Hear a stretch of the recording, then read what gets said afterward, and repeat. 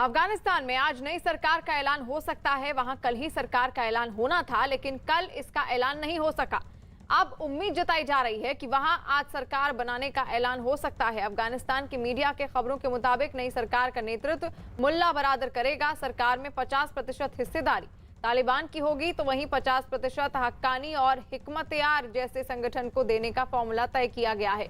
तालिबान की 50% हिस्सेदारी में 80% हिस्सेदारी दोहा तालिबान की होगी।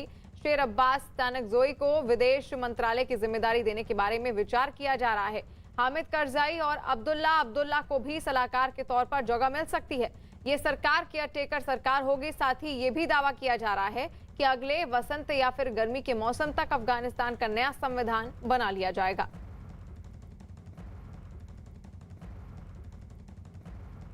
यानी आज सरकार का ऐलान हो सकता है। तालिबान में बहुत दिनों से इसकी तैयारी थी। 15 अगस्त से जब से तालिबान ने अफगानिस्तान पर कब्जा किया है, तब से ही ये कयास लगाए जा रहे थे कि आखिर किस दिन तालिबान अपनी सरकार की घोषणा करता है। और अब तालिबान धीरे धीरे उस ओर आगे बढ़ रहा है और यहाँ पर 50-50 का फॉर्मूला भी अपनाया गया है, जहां पर 50% हिस्सेदारी तालिबान की होगी सरकार में और 50% हक्कानी और हिकमत-ए-यार जैसे संगठन को देने का ये फॉर्मूला अपनाया गया है। वहीं तालिबान की 50% हिस्सेदारी में 80% हिस्सेदारी दोहा तालिबान की होगी।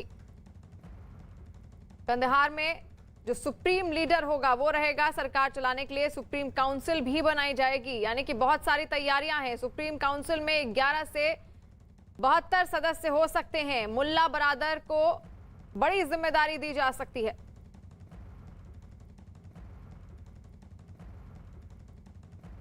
खबर है कि मुल्ला बरादर को अफगानिस्तान सरकार का सरदार बनाया जाएगा। आपको बताते हैं कि अब्दुल गनी बरादर आखिर कौन है। बरादर तालिबान का संस्थापक सदस्य है। यही नहीं, बरादर को तालिबान के संस्थापक मुल्ला उमर का करीबी माना जाता है। मुल्ला उमर के सबसे भरोसेमंद कमांडरों में बरादर का नाम लिया जाता है। 2010 में पाकिस्तान में अब्दुल गनी बरादर को गिरफ्तार किया गया था। बरादर को 2018 में तालिबान के राजनीतिक कार्यालय का प्रमुख बनाया गया था। कतर की राजधानी दोहा में तालिबान के साथ हुई वार्ता में बरादर शामिल रहा।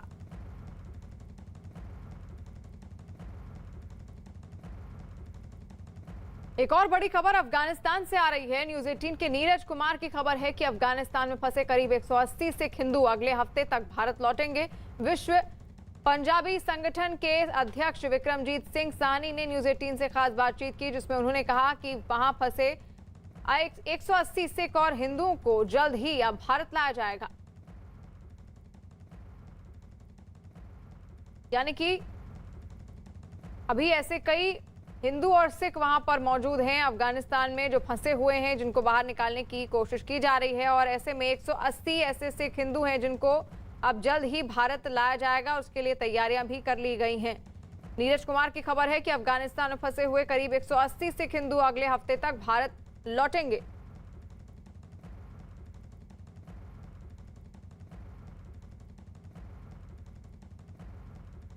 पंजशीर में तालिबानी लड़ाकों और नॉर्दर्न अलायंस के बीच जंग और तेज हो गई है। खबर है कि तालिबान ने पंजशीर पर कब्जे के लिए बड़ा हमला किया और इसके बाद उन्होंने पंजशीर पर कब्जा कर लेने का भी दावा किया। पंजशीर पर कब्जे की जानकारी मिलते ही काबुल में भी तालिबानी लड़ाकों ने जोश में फायरिंग की। विदेशी मीडिया के कुछ पत्रकारों ने भी तालिबान की बात का समर्थन किया और पंजशीर को झुका देने का दावा किया। साथ ही मोहम्मद मसूद और अमरुल्लाह सालेह के विदेश भाग जाने का भी दावा कर दिया गया। लेकिन इसके बाद CNN न्यूज 18 से बात करते हुए अमरुल्लाह सालेह ने इन सभी बातों को गलत बताया और तालिबान को जबरदस्त नुकसान का दावा किया है। इस दौरान NRF की तरफ से यह भी दावा ट्वीट किया गया और कहा गया कि तालिबानी लड़ाकों को घेर लेने का उनकी तरफ से दावा किया गया है।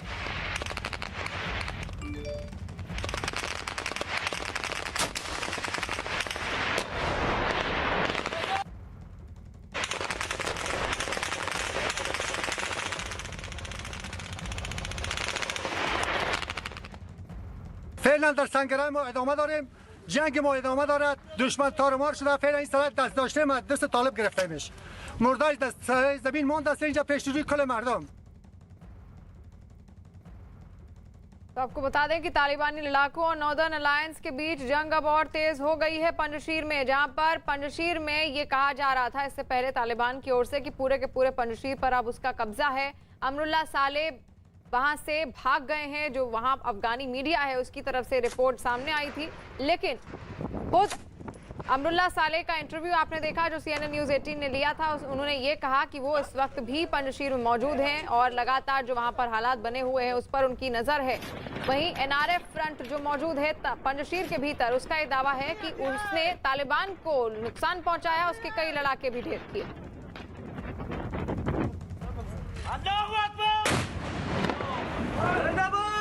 जिंदाबाद मुजाहिदीन।